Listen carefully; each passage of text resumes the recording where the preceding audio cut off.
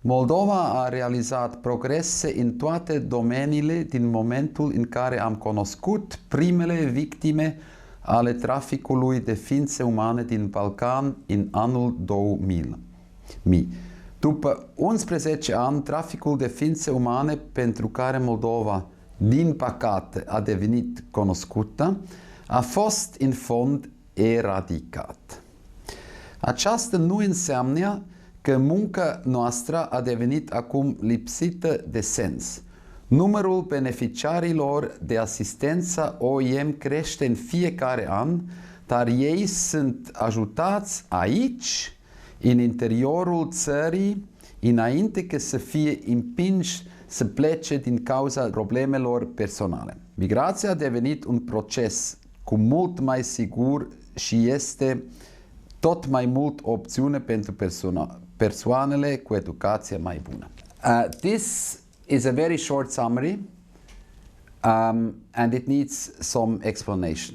Number one, it is true that trafficking has not only changed, but in the way it was known 10 years ago is completely different today. The forms of exploitations are less shocking. It doesn't mean that the personal suffering and the personal situation, as we have seen through the testimonies, are not should be tolerated or are not a grave concern from a human rights perspective, from a gender violence perspective, from a labor law perspective, from a general humanitarian perspective. All these cases are still extremely grave, but they don't have the same taste of systematic rape, gang raping, which we have known of minors 10 years ago in huge numbers. To this article I attached a press briefing note which I published in Macedonia 11 years ago, where we announced that we repatriated some 40 young women, all of them victims of trafficking, to Chisinau at around Christmas 2000, and I chartered 2 planes, small planes, because there was no space in the normal flights, and there was also 1 plane back to Bucharest. So these days are gone. As we have seen through the testimonies, and as I say in this document, it doesn't mean the fact that the number of victims of trafficking has been reduced significantly doesn't mean we have no work. We have a lot of work, because finally, and again, Slava Domnului, thanks goodness, we have started working with those who need our help before it's too late.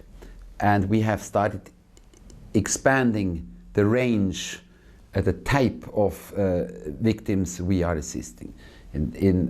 As one example are victims of domestic violence. There are child victims of abandonment, who are left without parents and strolling around, who need to be brought back home to Moldova. Then there is a whole range of different forms of labor exploitations, not only through trafficking abroad, but here in the country. I mean, is it trafficking then? Or Moldova is not a very big country, so the element of exploitation and of inhuman treatment from one person to another is highlighted, and the element of the complicated getting the false passports, smuggling through the night, when they went to the Balkans on foot, walking through the mountains because they didn't have visas, depending on smugglers and traffickers, etc. All this myth is gone. We know that there was trafficking both to Russia and Turkey and United Arab Emirates for many years, And to my knowledge, it was never linked to any violation of the border regime. They arrived, they paid in Istanbul, they got their visa, they paid whatever as Moldovans, normal. To Russia, you still don't need a visa. To Dubai or whatever, it's a bit more complicated. But this myth, we really can now separate our work against trafficking, focusing on the causes which provoke people to go abroad, to accept dangerous risks, dubious work offers abroad. We can address them here by helping those who need our assistance, even if they are not victims of trafficking. And we call this proactive prevention, and we are very proud that together with the Ministry of Labour, Social Protection and Family, we have made great progress through the National Referral System. And we hope to continue this work and to integrate it, to make it a cornerstone of the Moldovan social protection system.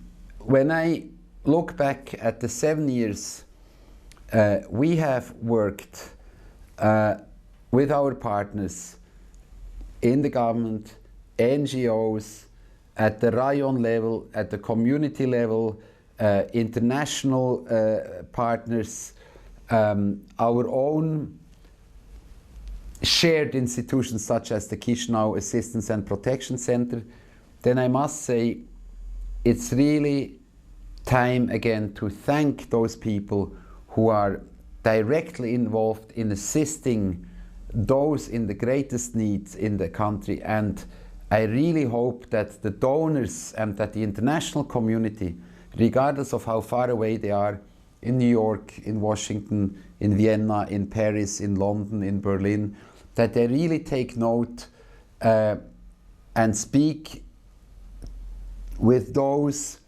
and listen to those who really work at the front, meaning with very difficult cases, people, children, women who have fallen through the cracks, who have looked for assistance, for protection, for legal assistance, for protection against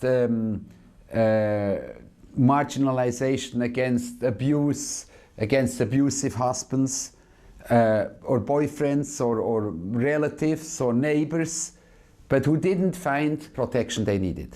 And those few who are around and working with us, who do this